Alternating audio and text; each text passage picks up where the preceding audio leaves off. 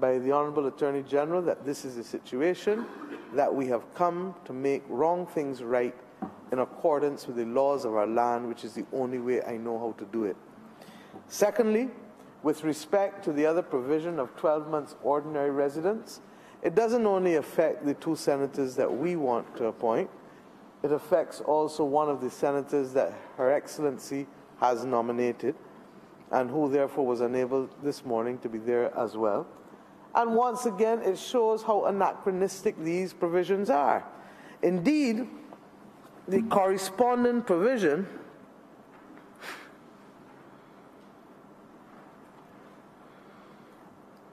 would have had, we would have seen some amendments to a similar provision in 1974 by the then Prime Minister, Mr. Barrow, the Right Excellent Errol Walton Barrow, who removed some of the provisions in Section 44 that would have precluded people's participation, Section 43, of the Constitution, by deleting the words Commonwealth citizen appearing in paragraph A thereof and substituting the word citizen of Barbados. So that those qualifications as to citizenship and residence were amended by a previous Prime Minister in 1974. It is perhaps regrettable that we did not use that opportunity to amend sections 38 and 44 with respect to the dual citizenship prohibition, and it is regrettable that we didn't use it to amend the ordinary residence of 12 months, which is in section 37. May I remind us that this country has had a distinguished history of welcoming back Barbadians to occupy high posts in this land.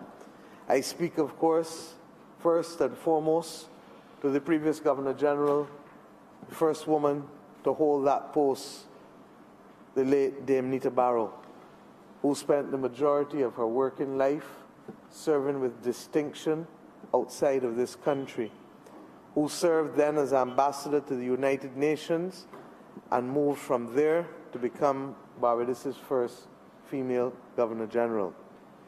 I speak of Sir Hugh Springer, who between his time in service in this House of Assembly and as General Secretary of the Barbados Labour Party as he then was, he left Barbados in the 1950s to go and serve in Jamaica at the then University College of the West Indies as its first registrar, and remained outside of Barbados for over 25 or 30 years before he returned as this country's Governor General.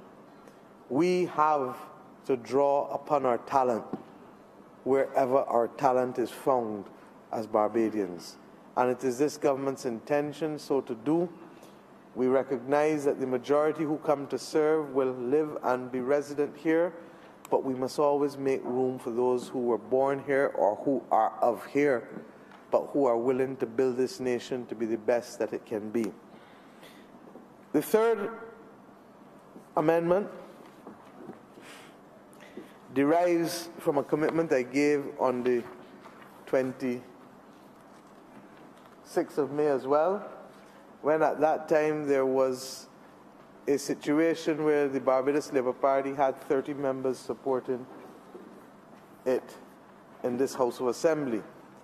And there was the very clear and distinct prospect that there would not have been a leader of the opposition. Had we perhaps known then what we know now, I might not have made that commitment, but I didn't. And in the circumstances, promise made, promise kept.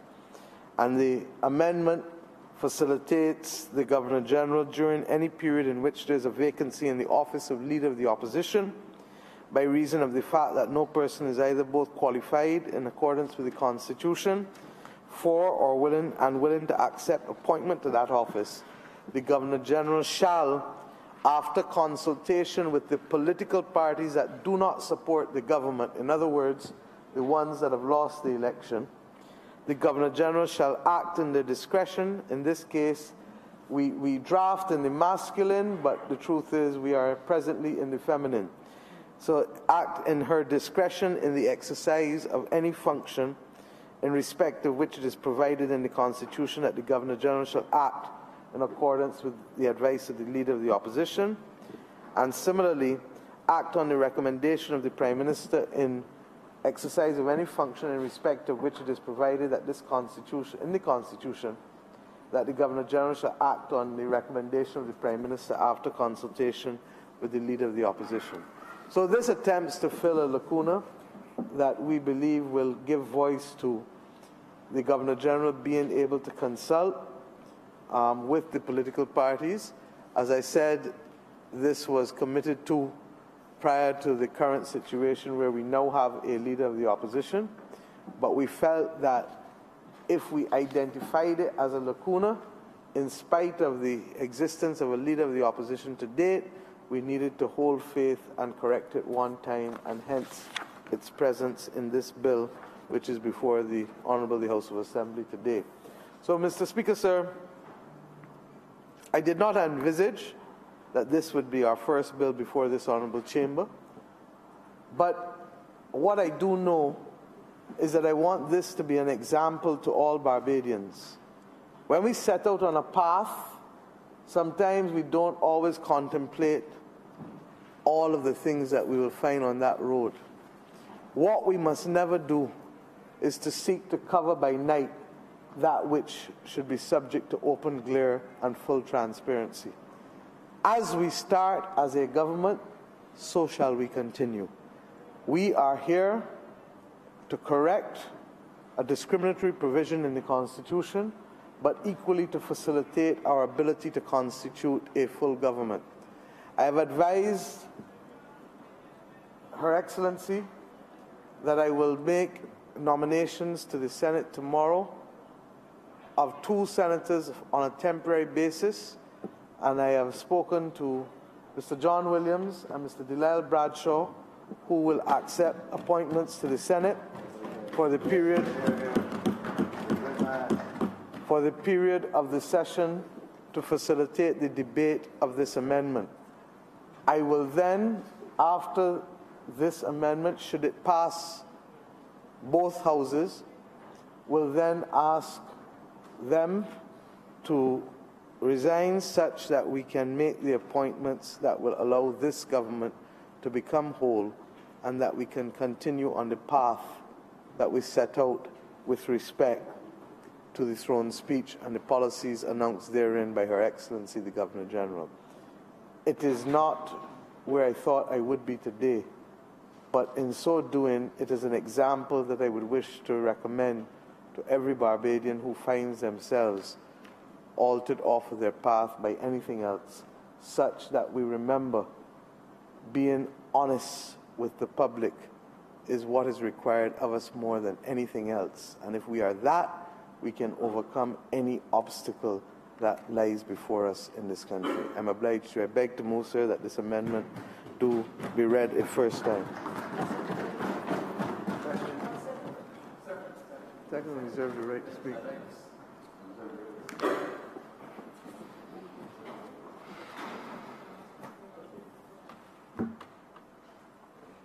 The Honourable Member for Christchurch West.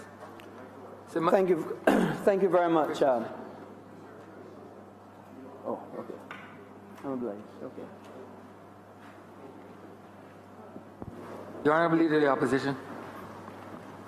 Thank you very much, Mr. Speaker, for your indulgence.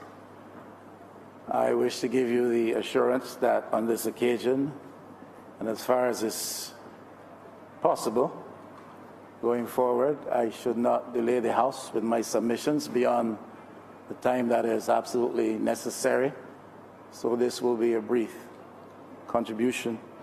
Now, firstly, may I, on behalf of the people of St. Michael West, and in my own name, pay you compliments for your selection and election to this high office.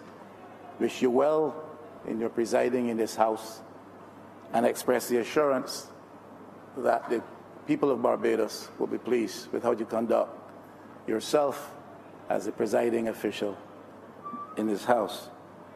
This is a little bit of an awkward start for the government. And I anticipate that this government will do far better than it is doing today. I support very strongly the notion of the primacy of citizenship as a qualifier for the holding of high office in this country. That is a primacy that I will always support. I support, therefore, the Honourable Prime Minister in reference to that primacy of citizenship. There should be nothing in our Constitution that discriminates against a citizen of Barbados with reference to their desire or their selection for high office in Barbados. To the extent, therefore, that the current provision is discriminatory, I support the position as expressed by the Honourable Member for St. Michael North East. There are two cautions which I would like to highlight. Governments with large majorities must always seek to resist any temptation for abuse of power based on the numbers in the Parliament of Barbados. I am not suggesting that there is any abuse of power being attempted here today. I'm simply saying, in the name of the people of Barbados, that we take this at face value and that what we have existing in Barbados in terms of the configuration of this Honourable House will not see the government of the day demonstrating any predisposition to the abuse of power. Governments also with large majorities must resist the temptation to seek for amendments of the Constitution for momentary convenience. This is an awkward situation. I understand the pressures of the moment, and therefore we're minded to support the government in its attempt today to amend the Constitution to allow for an action which the government desires to take. But momentary convenience should never be one of the dynamics, one of the elements that guides a government because of its majority numbers in the direction of seeking to take action for that momentary convenience. There are other citizens of Barbados who could be chosen to take these two positions. I have no problem with the two individuals' name. Rawdon Adams is a name familiar to me, and the Adams family is rich in terms of his contribution to the history and development of this country. Ms. Kia McConney, I do not know. One of my concerns is that they have not shared the pain of the last 10 years with the rest of Barbados. And though the claim to citizenship must be acknowledged and given that primacy of which I spoke, the truth of the matter is Barbadians have gone through 10 years of pain. And these two individuals have lived outside of that experience. And there are still 200,000 odd Barbadians from among whom the government could still have chosen two senators. I believe that this government, with its numbers, must use those numbers to effect some significant changes to the Constitution of Barbados that relate to political reform, electoral reform, parliamentary reforms. The one I choose to highlight today is reforms having to do with the judiciary, judicial reforms. I have never fully understood why a Barbados Labour Party that railed so strongly against constitutional amendments of the 70s with respect to the appointment of a Chief Justice and judges in Barbados has never sought to effect the required changes to the Constitution. I wait to see whether this current administration with its numbers and having in the past as opposition railed against the appointment of the now incumbent Chief Justice and the circumstances under which that was done, if this government of the day with its large numbers will look to make significant amendments to our Constitution, especially with reference to those provisions having to do with the appointment of members of the judiciary. Having said that briefly, Mr. Speaker, I support wholeheartedly the proposed amendment to the Constitution, which would allow the government to take the action as outlined by the Honourable Prime Minister, and I support that sincerely. The Honourable Member for Christchurch West. Thank you very much, Mr. Speaker. And first, at the outset, let me congratulate you on your elevation to the post of Speaker. And I have no doubt that we look forward to many, many interesting debates over the next 5-year period. I feel compelled to speak on this matter. First, let me, on the outset, support the amendment to the Constitution. And the reason I feel compelled is a couple of reasons in particular, and I won't be long on this. The first is, like the Leader of Opposition, who says that he has known the Adams family, I can vouch for the senator being recommended, Rawdon Adams. I have known Rawdon from the time I was 11 years old, and I have found him to be an excellent person, and I have no doubt that once this amendment passes, he will make an excellent contribution to the other place over the way. But to go a little further and to follow on from what the Leader of the Opposition said in terms of not feeling the pain just because you live in another country, the pain that we were subjected to under the Democratic Liberal Party administration for 10 years. I would like to suggest to the Leader of the Opposition that not being physically present in the country does not protect you from the pain that your brothers and sisters would have felt. And sometimes people feel pain and anguish, and you may not be feeling the pinch of that shoe yourself, but you can empathize with those people, and you feel that pain that they're suffering, even although you may not yourself be suffering that. And I give you an example. In my profession, my patients feel pain. I might not be feeling that pain, but I empathize with the pain that they are experiencing, and I try my best to relieve or reduce that pain as much as I can. So just because you are not yourself feeling the pain does not mean that you cannot empathize. And I have no doubt that both of those people that we are suggesting that would be senators of this country would have felt, even if not directly, would have certainly indirectly felt the pain that we experienced, and certainly their family members would have also expressed to them the difficulties that the people of Barbados were experiencing under the last administration. The second point that I feel compelled to speak about relates to the fact about dual citizenship.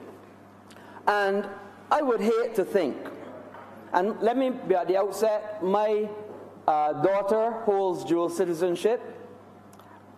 I would hate to think that in a Barbados that she grew up in, that she went to school in, that her father served in this honorable house, that her great uncles on both sides served in this honorable house, that her cousins served in this honorable house, that simply because she had additionally taken on citizenship of another country, that would exclude her from serving in a house that so many of her relatives served in.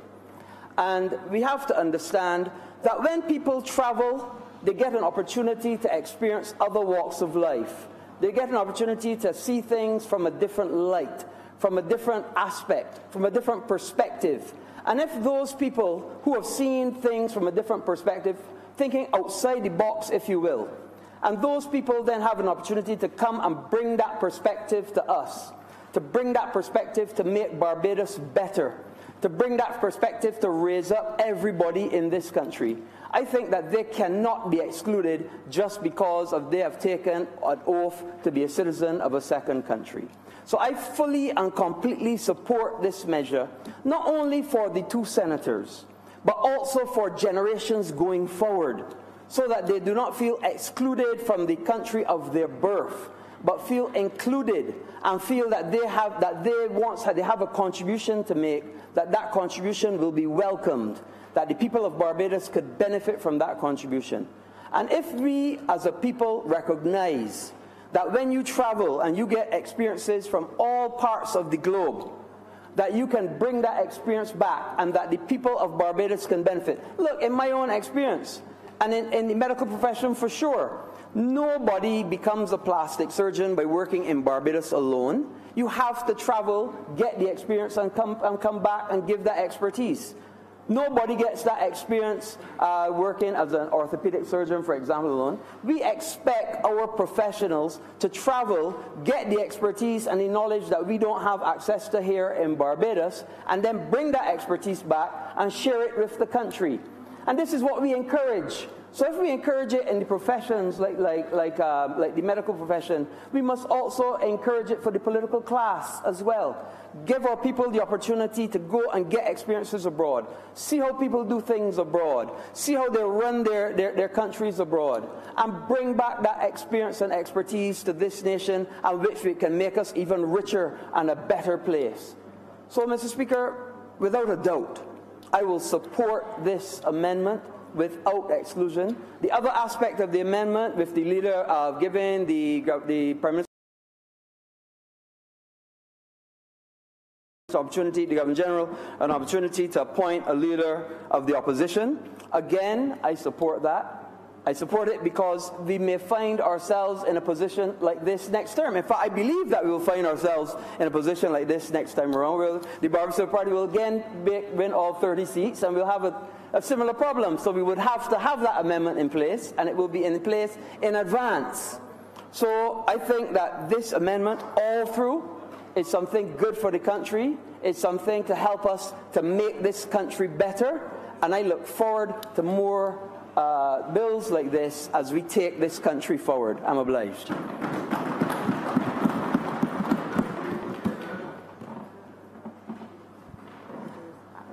Thank you very much, Honourable Minister.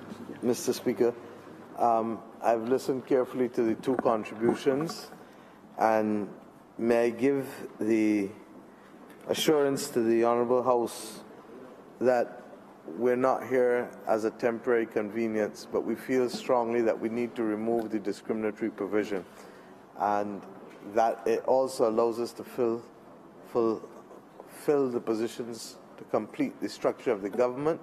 Yes, that is true, but I think that wherever discrimination prevails, we should seek to move it from our landscape, especially given our past, where the majority of our people were the victims of discrimination for centuries. I think that the Honourable Member for Christchurch West sought to contextualize the other concern which the Leader of the Opposition had with respect to whether these persons have shared in the burden of the last 10 years. I go further. We need to recall that even though Barbadians may not be resident in Barbados, through the remittances and through their contributions and fundraising, many Barbadians, thousands of Barbadians overseas, including the 2 that we're proposing to appoint, have literally played a part in helping their families here, but also helping their communities, their schools, and also adding value to areas of economic and social activity that will improve the lot of the overall country, but also the kind of activities that we practice to be able to lift the standards that we want to. No country grows by closing. No country grows by closing. In fact, it atrophies. We grow when oxygen and when we open up and when we allow people to move in and out. And I believe, look at Rwanda. Rwanda has had to reach out to the diaspora in order to rebuild Rwanda after the genocide. and look at the tremendous gains that they're making. Not that I'm comparing Barbados to that, but I use that as an example of how you reach out. For the last 15 years, I have been making the statement that technology has so developed that our concept of the diaspora has to change. I have a sister who lives in Sydney, Australia. I have two nieces who live in Sydney, Australia. I see them participate in all kinds of activities. I speak to them sometimes daily or weekly. The only thing I can't do is to hug them. But they can be as much a part of my daily life, more so in fact than people who live on this island who you may not see for 2, 3, 4 months. So that our concept of the world has to change. And if we are to maximize the opportunities that are available to us as a nation, then we equally have to ensure that our government and our structures of government are open enough to accommodate how people move and how people relate to each other in this 21st century. In the case of both persons, I probably should have given a little more information. Ms. McConney would have led the establishment of the Youth Entrepreneurs Scheme back in 1995 with distinction, an institution that has brought and made a difference rather to so many people's lives in this country. She then served with distinction as Consul General at Toronto on behalf of the government of Barbados, and she then served as ambassador at Geneva, being on the front line of a lot of our multilateral trade negotiations, as well as in being able to represent our positions with the WTO and also with WIPO, before opening her own business in Canada, which is about restructuring and giving advice to entities and businesses. The ministry which she has is about the reconstruction of government, and it is also about the establishment of electronic governance and creating a smart Barbados, first foremost with a smart Bridgetown. I have every confidence that she will bring distinction to this government and this country with the mission that we have asked her to undertake as a member of the cabinet. With respect to Mr. Adams has a distinguished career as a financial analyst. He has a degree in economics from the University of South Carolina and a master's in political science and philosophy, I believe, from my alma mater, the London School of Economics, a master's in political sociology and development, from the London School of Economics.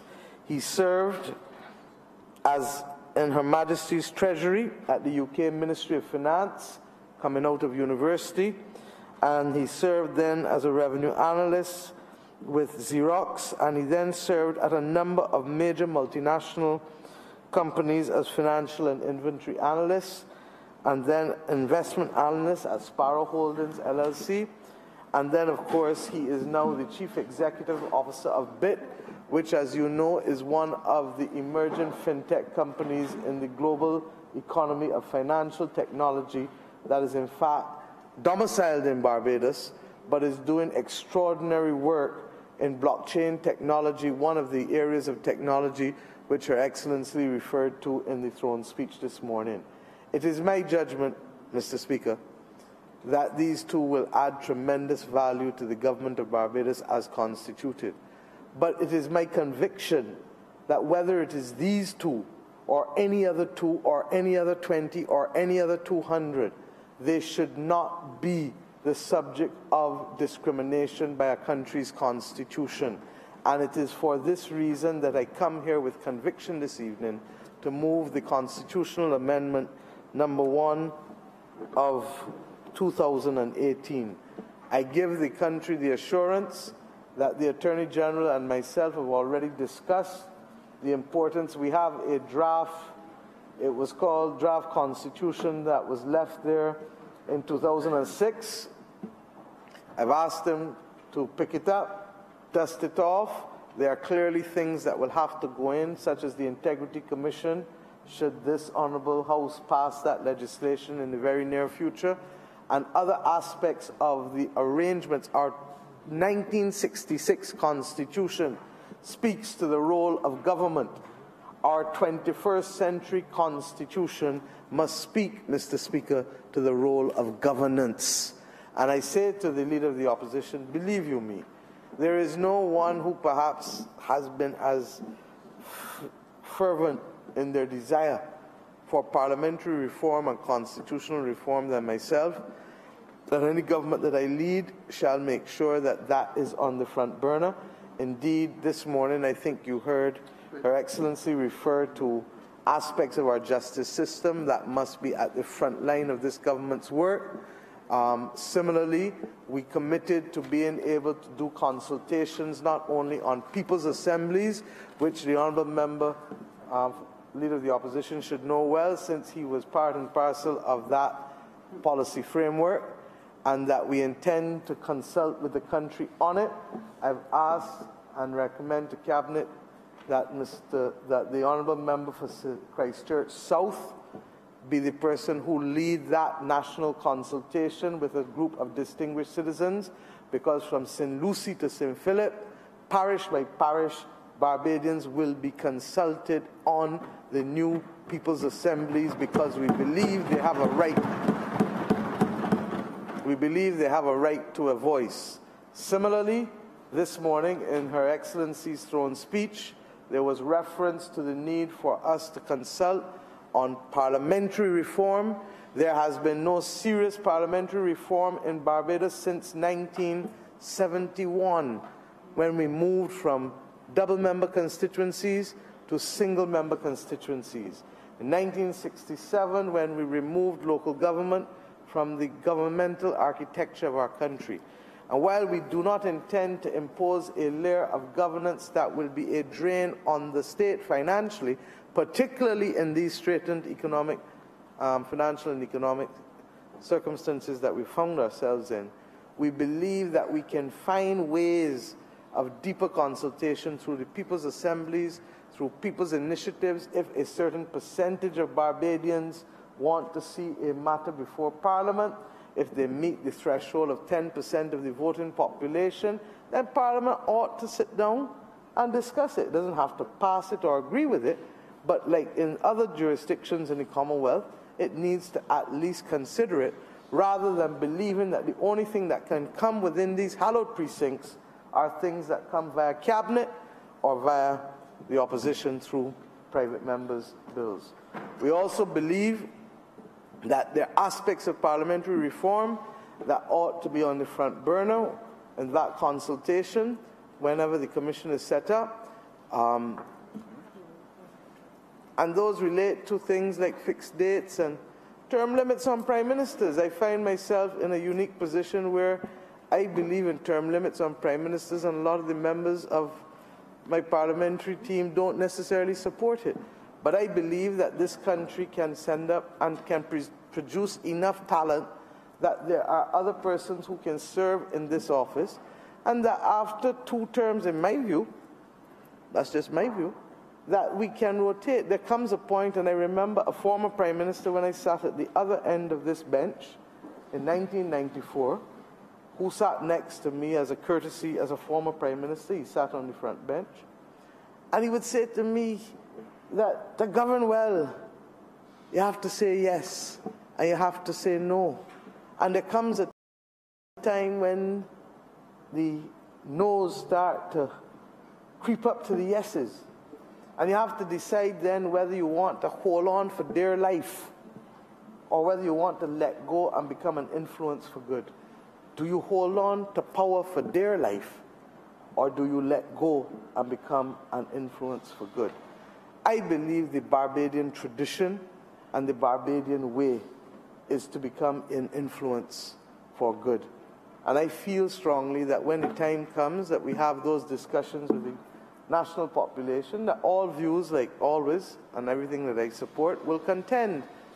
But I do support term limits. That is the truth. And in fact, it was in the constituency of the Honourable Leader of the Opposition, in at the annual conference in 2014 when a resolution was moved for the Barbados Labour Party to have a policy of term limits. And so democratic have I led this party, in such a democratic way have I led this party, that I was defeated in the moving of that resolution for term limits. And I suspect the leader of the opposition was one of the ones who spoke against term limits on that occasion.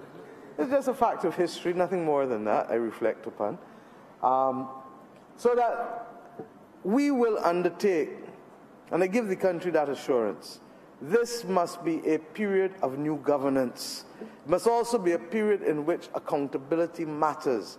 And after I spoke to the country last Thursday on matters of grave concern to us, particularly in the financial circumstances in which the country finds itself, particularly as it relates to the wanton and arbitrary signing of contracts at the last minute in circumstances where contracts for employment or leases had not yet expired, but opportunities were being taken to bind the hand of any successor government. These things are wrong.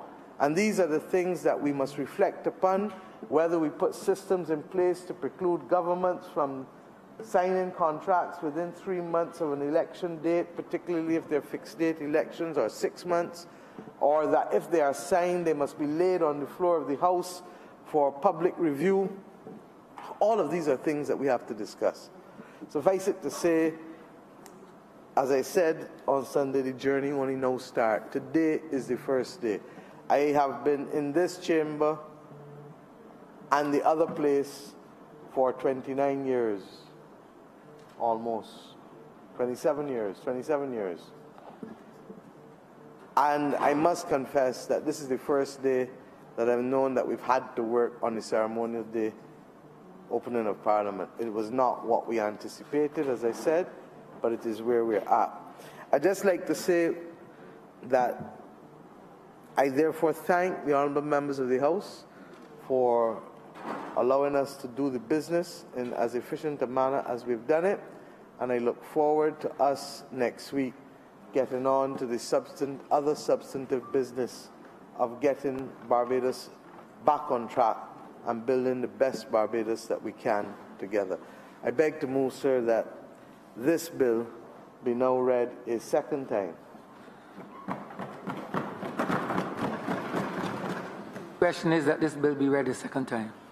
All those in favor, please say aye. All those against, please say no. We think the ayes have it. I beg that Your Honour, the Speaker, do now leave the chair and this House resolve itself into committee, sir. Thank you.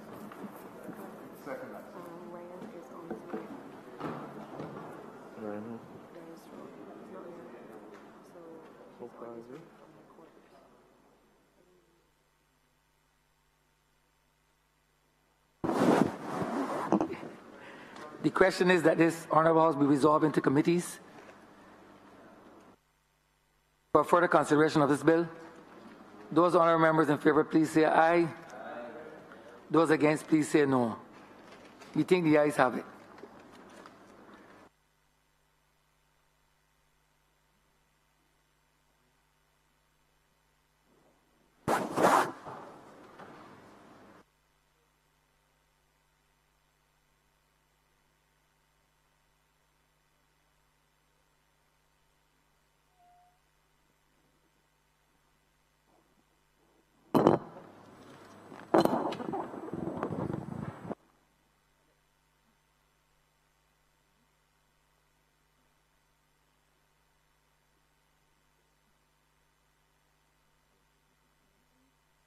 House is now in committees.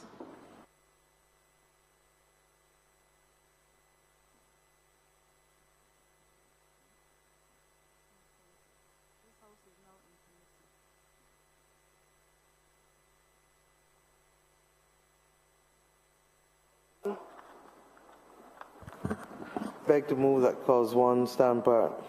Second, please. Question is that clause 1 stand part. All those honourable members in favour, please say aye. All those members against, please say nay. Methinks the ayes have it. Clause 2. I beg to move that Clause 2 stand part. Second, please. I beg to second that. Question is that Clause 2 stand par. All those members in favor say aye. Aye. All those members not in favor say nay. Thinks the ayes have it. Clause 3. I beg to move that Clause 3 stand part, ma'am. Second, please. I beg to second that. Question is that Clause 3 stand part. All those honourable members in favor, please say aye. All those members against, please say nay. Methinks the ayes have it. Clause 4. Stand part, ma'am.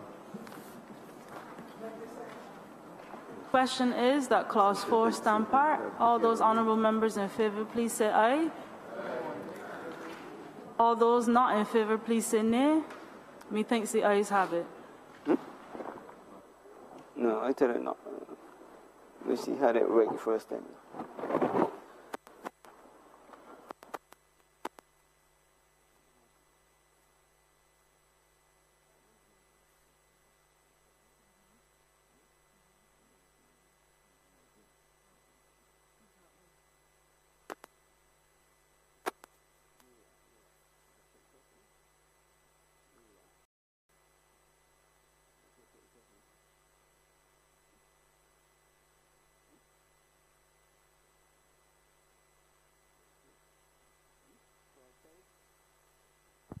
Beg to move that Clause 5 stand part, ma'am.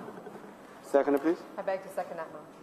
Question is that Clause 5 stand part. All those members in favour, please say aye. All those members against, please say no. Methinks the ayes have it. Report the passing of one bill. Report the passing of one bill. Sorry. I beg to move that you don't report to His Honour the passing of one bill. Oh, okay, when it comes. Oh, okay. I can tell the speaker delay when he coming in.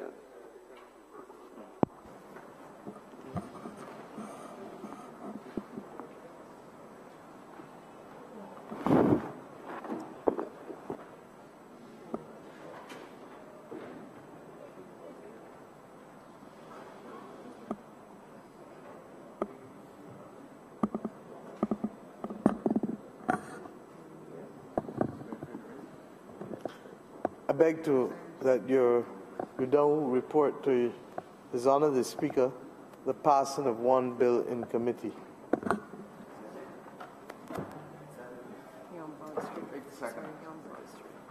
Question is that I do now report to His Honour the Speaker the passing of one bill in committee. All those honourable members in favour, please say aye.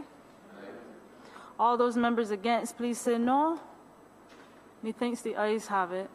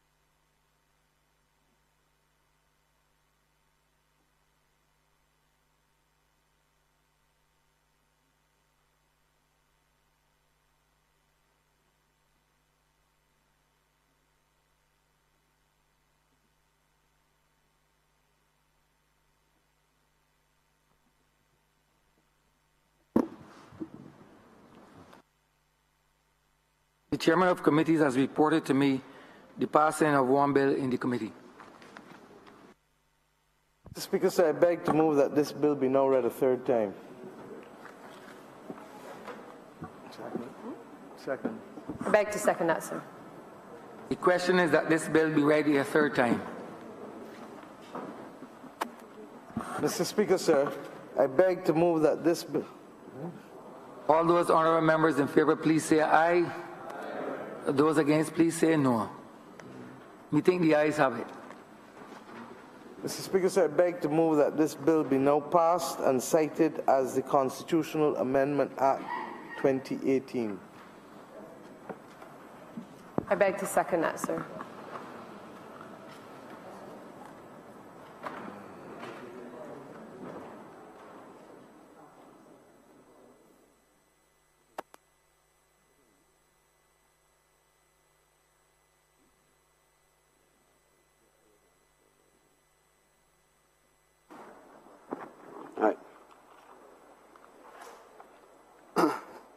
Ms. Motley? Ms. Bradshaw? Mr. Marshall? Aye. Mr. Payne? Aye.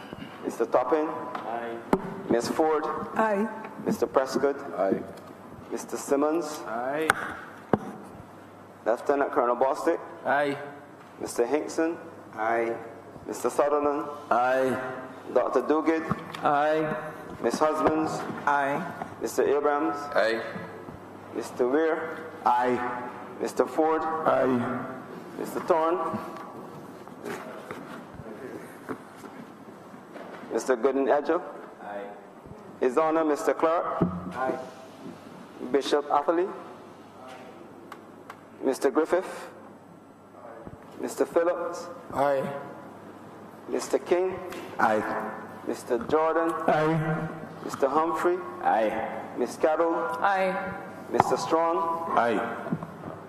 Dr. Brown? Aye. Mr. Rowe? Aye. Mr. Speaker, 29 honorable members have voted in favor of the bill. This then satisfies the requirement under Section 49 of the Constitution, requiring 2/3 majority of all members of the House. The constitutional requirements having been met, this bill is now passed and so cited.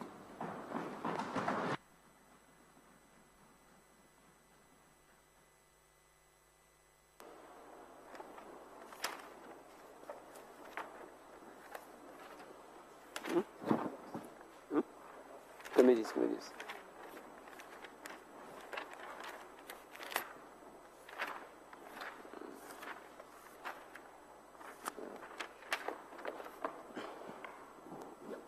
Mr. Speaker, we revert to the appointment of committees. Appointment of the Management Commission.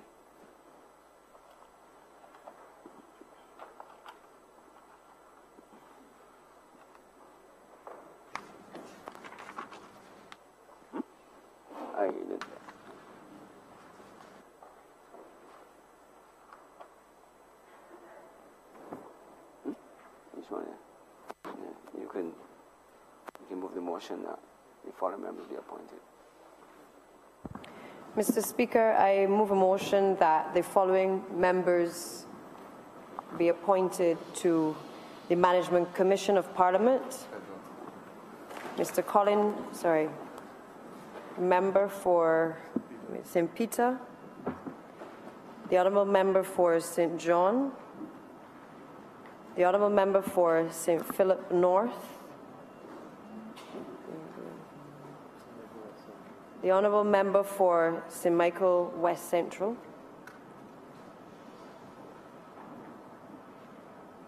in relation, Mr. Speaker, to the Committee of Public Accounts.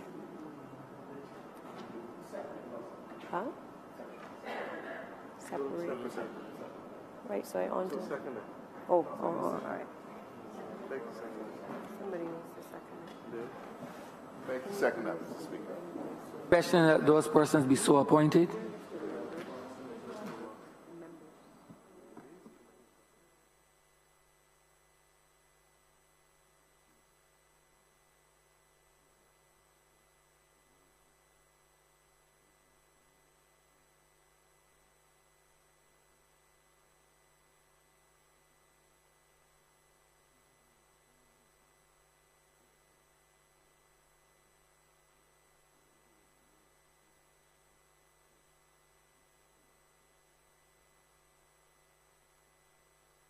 I wish to remind this honorable chamber the reason why the name of the member of the Leader of Opposition has not been called is because he's an ex officio member.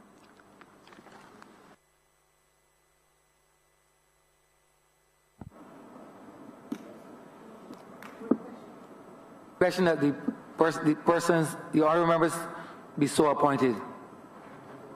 All those in favor, please say aye. Aye. Those against, please say no. Meeting the ayes have it. Appointment of the Committee of Privileges.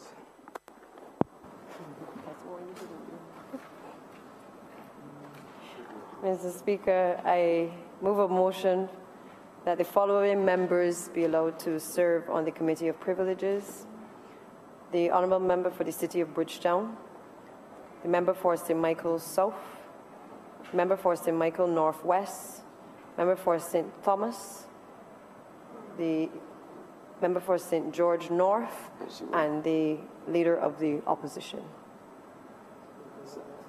Leader of Opposition. Second, please. Make the second that, sir. The question is that those honourable members be so appointed to the committee, the aforementioned committee. All those honourable members in favour, please say aye. Those against, please say no. Meeting the ayes have it. Appointment of the Committee of Public Accounts. Mr. Speaker, I move a motion that the following members be appointed to the Committee of Public Accounts: the Honourable Member for St. James South, the Honourable Member for St. Michael South Central, the Honourable Member for St. Peter, the Honourable Member for St. Philip North, the Honourable Member for St. Michael West Central, the Honourable Member for St. James Central, and the Honourable Leader of the Opposition, who represents the constituency of St. Michael West. Make the second that, sir. Question that the honourable members so named be appointed to the aforementioned committee. All those honourable members in favour, please say aye. All those against, please say no. Meeting the ayes have it. Appointment of Standing Orders Committee. Mr. Speaker, I beg to move a motion that the following members become members of the Standing Orders Committee: the Honourable Member for St. Andrew, the Honourable Member for St. Michael North, the Honourable Member for St. James Central, the Honourable Member for Christchurch East, and the Honourable Member for St. Michael West and Leader of the Opposition.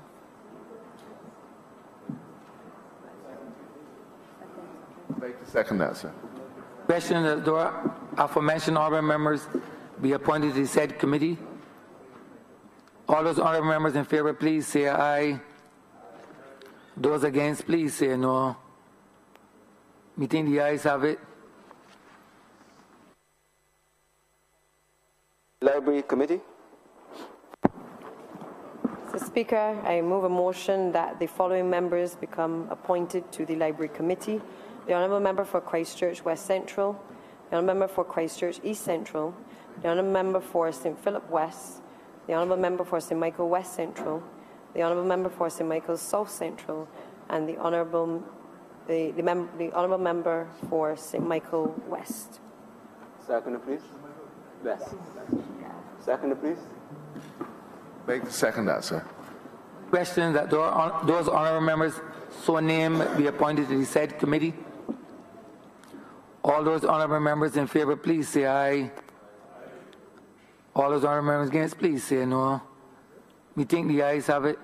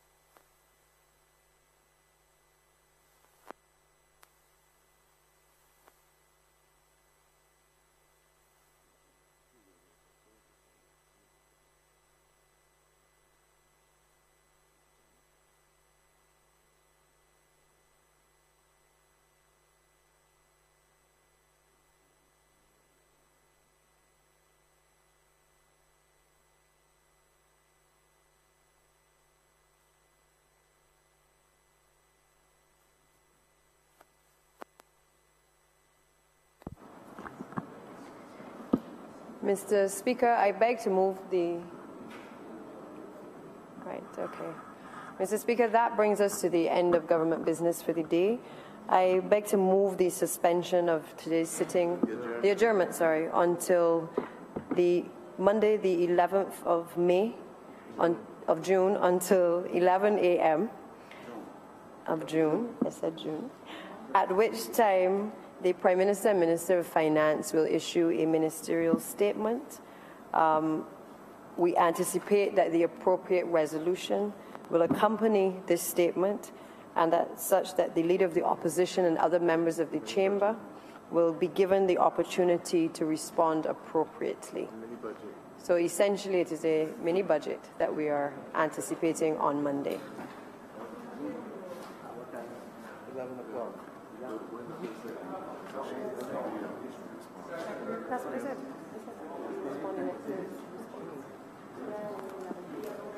Make the second that, sir. Question is that this honorable house be adjourned until June the 11th at 11 a.m. in the forenoon. Monday, June 11th in the forenoon. All those honorable members in favor, please say aye. Those against, please say no. We think the ayes have it. This house now stands adjourned until Monday, the 11th of June at 11 a.m. in the forenoon.